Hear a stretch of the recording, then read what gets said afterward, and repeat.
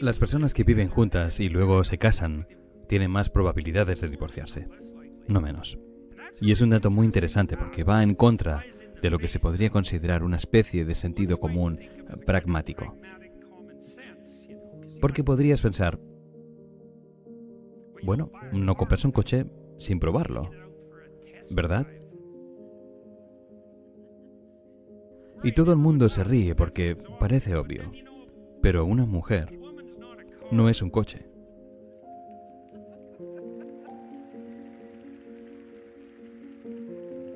Y tampoco lo es un hombre.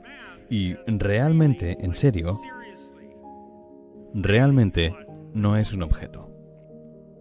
Así que no es obvio en absoluto que esa metáfora se aplique,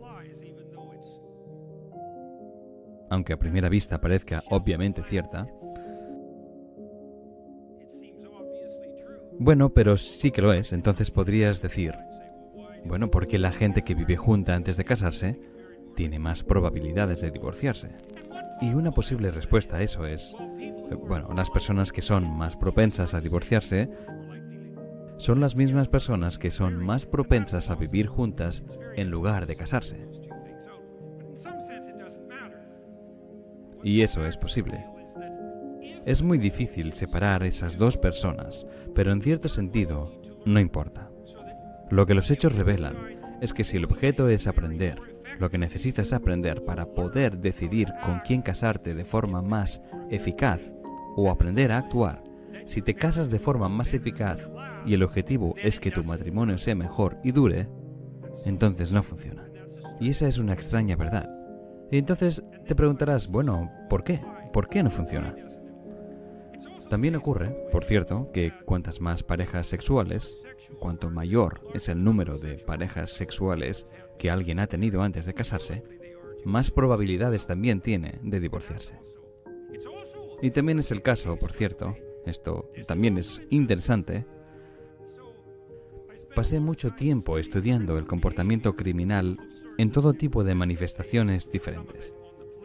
Algunas de ellas en el frente político, con respecto al comportamiento de personas que cometieron terribles atrocidades al servicio de creencias políticas. Otra parte en la frontera del sadismo criminal. Pasé mucho tiempo estudiando el comportamiento de asesinos en serie y torturadores en masa y gente así. Pero también pasé mucho tiempo como investigador científico observando lo que los psiquiatras y psicólogos conocen como comportamiento antisocial. El comportamiento antisocial es el patrón de conducta que caracteriza a los delincuentes y suele manifestarse bastante pronto en la vida, quizá a los 2 años, por cierto. Y una vez establecido, es extremadamente estable.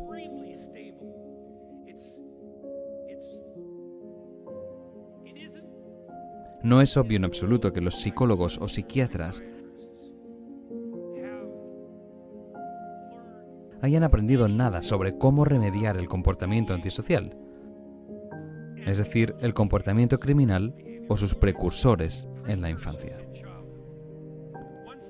Una vez que está ahí, que sobre todo parece ser el caso después de alrededor de 4 años de edad, una vez que está ahí, es increíblemente estable y resistente al cambio. Y tiene muchos aspectos diferentes. Comportamiento antisocial. Pero uno de los marcadores del comportamiento antisocial, la delincuencia, el trastorno de conducta infantil, el inicio temprano de la criminalidad, es el comportamiento sexual precoz y las parejas múltiples.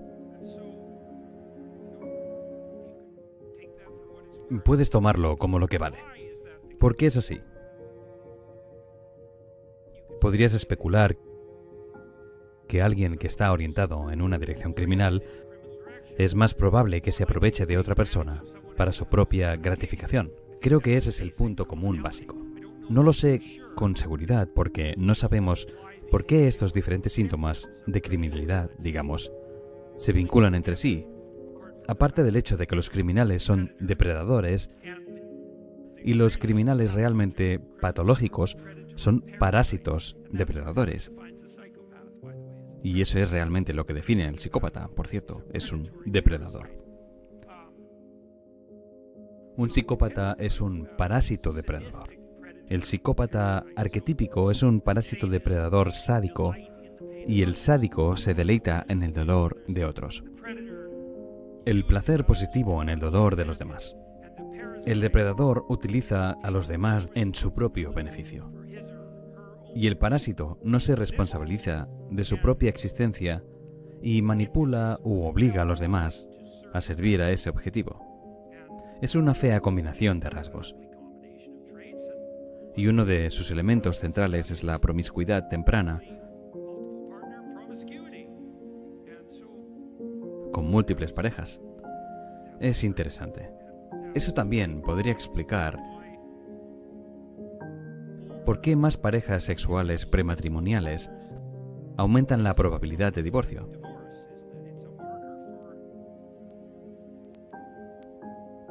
Es un marcador del patrón de comportamiento que se caracteriza por la explotación de los demás.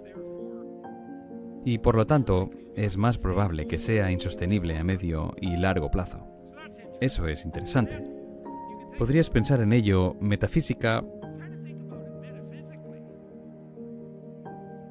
o filosóficamente. Yo lo he pensado como, ¿qué le dices a alguien cuando vives con él o con ella? He hablado con mucha gente. Las mujeres que conviven con hombres no suelen estar muy contentas con el hecho de que la relación no avance hacia el matrimonio. Creo que hay muchas razones para ello. Las mujeres parecen sufrir más emocionalmente como consecuencia de la actividad sexual fuera de una relación comprometida. Podéis imaginaros por qué. Las mujeres experimentan más emociones negativas que los hombres por término medio en general. Pero también las mujeres pagan El sexo es mucho más arriesgado para las mujeres que para los hombres, obviamente. Espero no tener que explicar por qué. Las mujeres que cohabitan a menudo no están muy contentas con ello, y los hombres, con los que he hablado sobre el descontento de sus parejas,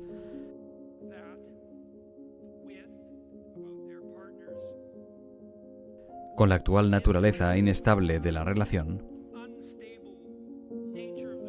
a menudo dicen algo como, bueno, no necesitamos un trozo de papel para indicar nuestro compromiso mutuo.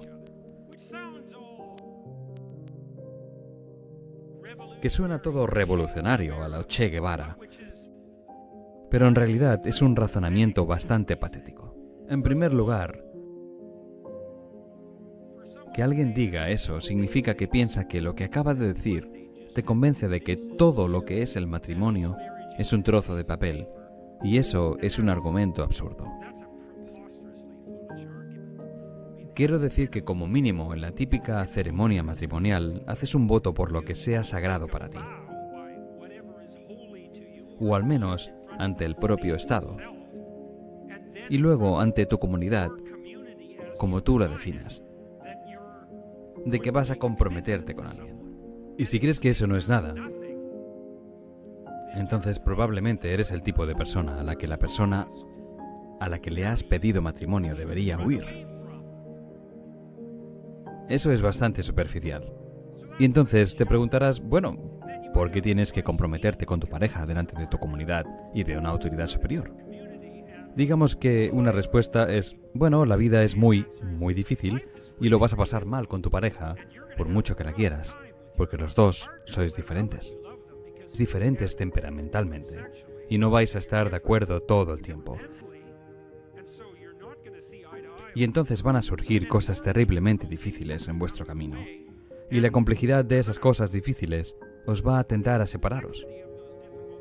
Y exactamente cuando separarse puede ser lo peor para ti, y tal vez necesites ese voto ante tu comunidad y ante Dios mismo, digamos, o al menos al Estado, y el voto que te has hecho a ti mismo y a tu pareja, y el voto que has hecho públicamente a todos tus amigos, para manteneros juntos cuando las cosas se pongan difíciles.